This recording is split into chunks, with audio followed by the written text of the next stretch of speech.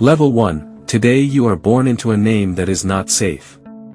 Today you are born. This is not a metaphor. This is your first day alive, and everything around you is already decided. You are not born in a public hospital. You are born in a private clinic hidden behind tall walls in northern Mexico. The building looks clean, quiet, expensive. Outside your room, armed men stand still. They are not police. They do not wear uniforms. They answer to one man only, your father. You don't hear sirens. You don't hear chaos. You hear controlled silence. Doctors speak softly. Nurses avoid eye contact. Everyone here knows exactly who you belong to, even if no one says his name out loud. Your father is not in the room when you open your eyes for the first time. He arrives later. When he enters, the air changes. People straighten their backs. Conversations stop. He looks at you without smiling. This is not coldness, this is calculation. From this moment on, your life is not just a life. It is leverage. You are wrapped in expensive fabric. Your crib costs more than most houses nearby. Your food, when the time comes, will be imported, filtered, measured. Nothing about your life will ever be random. Even today, on your first day, routes are changed, schedules are altered, phones are turned off because of you. You go home to a mansion surrounded by cameras, walls, and men with rifles. This is where you will grow up. You will never play outside alone. You will never walk without being watched. You will never be anonymous. Respect exists around you before you earn it. Not because of who you are, but because of whose blood runs in you. When your crib is carried through the house, grown men step aside. Not gently. Carefully. You feel nothing yet. You don't know fear. You don't know power. But power already knows you. From today on, your name is not something your parents will shout. It is something they protect, hide, and sometimes fear. You are 1 day old. Your power is 0. Your freedom is already limited. And your distance from danger is closer than it should ever be, even before you can walk. This is not the beginning of a normal life. This is the beginning of a controlled one. Level 2, you are growing up inside a golden cage, ages 3 to 6.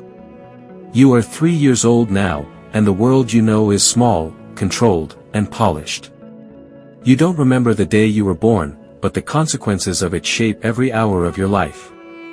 You wake up in a large bedroom with soft light, clean floors, and a quiet that feels unnatural. There are no neighbors' voices, no street noise, no surprises. Your window looks out onto a garden that is always empty unless permission is given. Even the birds seem cautious here. Your day starts with routines designed by adults who never explain themselves. Breakfast is prepared exactly the same way every morning. Imported fruit. Bottled water. Vitamins mixed into your food. Someone watches you eat, not because they care if you finish, but because they need to know you're okay. You don't go to public places. You don't go to parks. You don't have random playdates. When you leave the house, you are driven. The car is large, dark, and silent. You sit in the back while men in front scan mirrors instead of streets. You don't understand why routes change, but they do, constantly. Your toys are expensive and endless, but you rarely play alone. There is always someone nearby. Watching. Waiting. You start to notice that adults lower their voices when they talk around you. When you enter a room, conversations stop. Not because you're important, but because you are sensitive information. Your father is present, but distant. When he visits, the house tightens. Guards shift positions. Phones disappear. He touches your head once, briefly. That single gesture makes people relax for a moment. His approval is currency. You begin to feel something you can't name yet, isolation. You are surrounded by people, but none of them are truly yours. Affection feels professional. Smiles feel practiced. You are safe, but never free. Respect surrounds you like invisible glass. No one says no to you, but no one lets you decide either. Every yes is calculated. Every no is hidden. You are still innocent. You don't know violence. You don't know crime. But you are learning something far more dangerous, that power can exist without warmth, and safety can feel like a prison. At this level, you are not in danger because of your actions. You are in danger because of your existence. You are too young to understand it. But the cage is already built. Level 3, you start to understand what your name means, ages 7 to 11. You are 7 years old now, and something inside you shifts. You don't have the words for it yet, but you feel it every day. The world around you stops feeling magical and starts feeling intentional. You attend a private school with very few students. The classrooms are clean, the teachers are polite, and security is everywhere. Cameras watch the halls. Men wait outside the gates. You notice that your classmates' parents treat your family differently. They smile more carefully. They ask fewer questions. You start to connect patterns. When your father is home, the house changes. When he leaves, routes are altered. Cars rotate. Guards double. You overhear fragments of conversations, numbers, locations, names that stop mid-sentence when you enter the room. Your meals are perfect. Fresh meat. Organic vegetables. Imported snacks.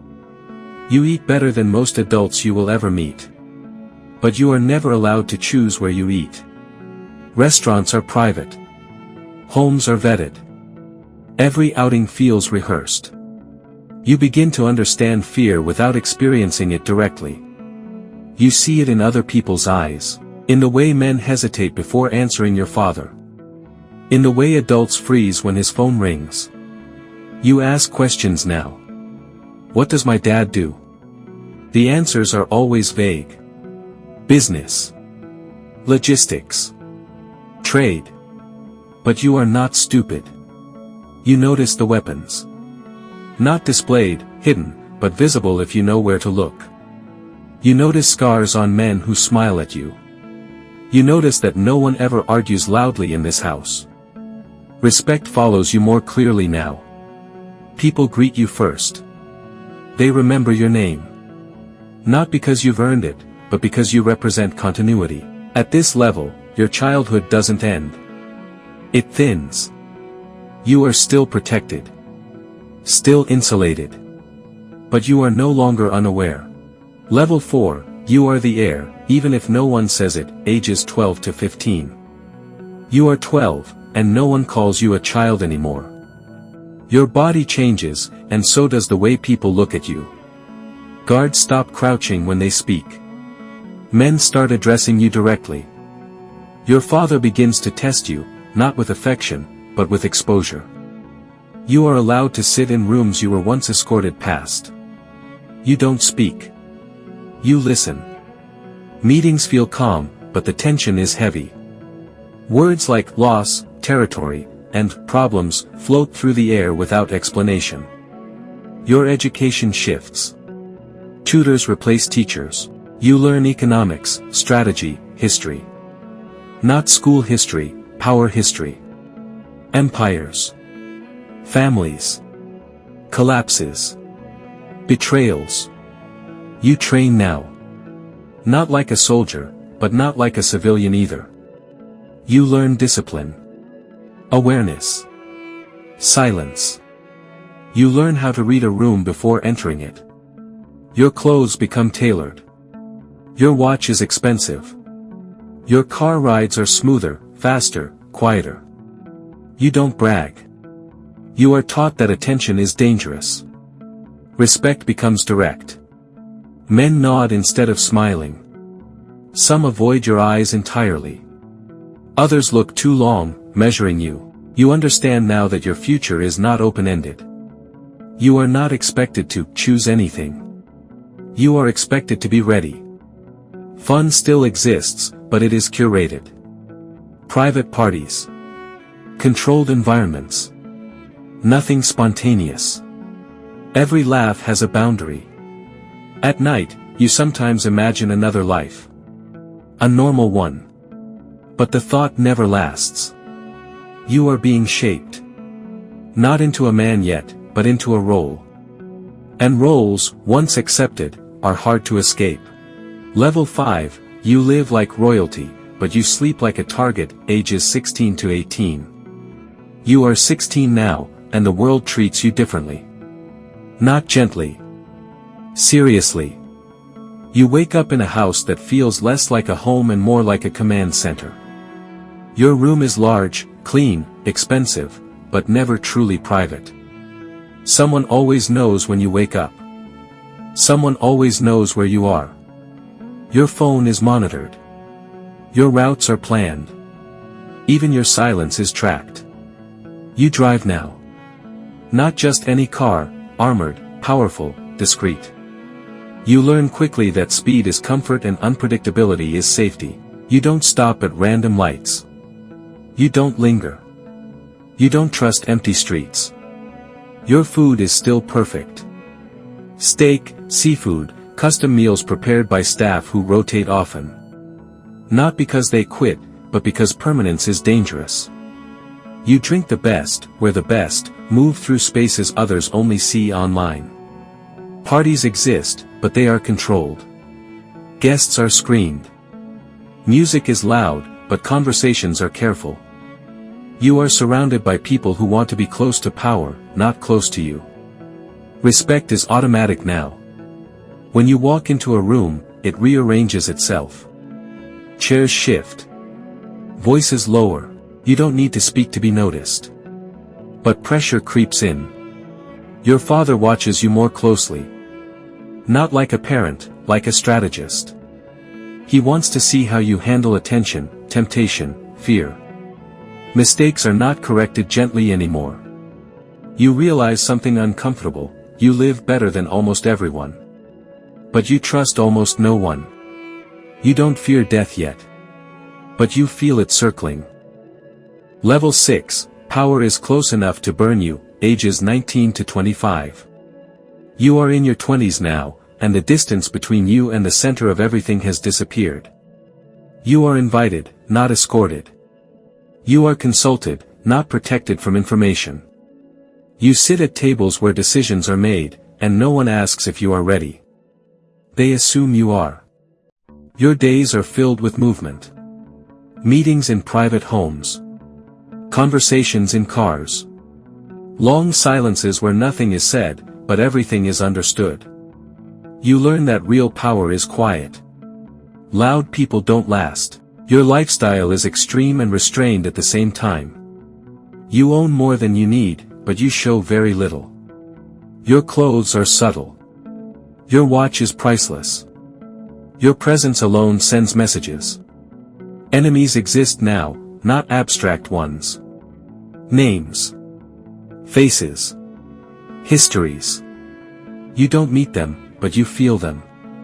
In delayed messages. In changed routines. In the way security tightens without explanation. Your father is older. Slower. Still dangerous. The question no one asks out loud hangs in the air, when you feel trapped between two futures. One where you inherit everything, another where you walk away and lose protection forever. There is no neutral option. Sleep is shallow. Trust is strategic. Love feels impossible. At this level, you understand the truth: power doesn't give freedom. It replaces it with responsibility and risk. And once you're this close, stepping back is more dangerous than stepping forward. Level 7, you are no longer the son. You are the name. This is where the transition completes. People stop referencing your father when they talk to you. They look at you directly now. Decisions wait for your reaction. Silence waits for your approval. Whether your father is alive, absent, or gone doesn't matter anymore. The structure has adjusted. The expectation is clear. Your life is efficient, insulated, and heavy. Every day feels important. Every mistake feels permanent. You don't celebrate loudly. You don't relax fully. You don't disappear. You understand now why your childhood was controlled. Why your freedom was limited before you could notice. This world is not forgiving. It does not allow learning curves. You live surrounded by loyalty, but loyalty is fragile. You live surrounded by wealth, but wealth attracts gravity. Everything wants to pull you down. You are respected everywhere you go. You are safe nowhere you stay too long. This level is not about success or failure. It's about permanence. You were born into power. You grew inside it. And now, whether you wanted it or not, you carry it. And power, once carried, never lets go quietly.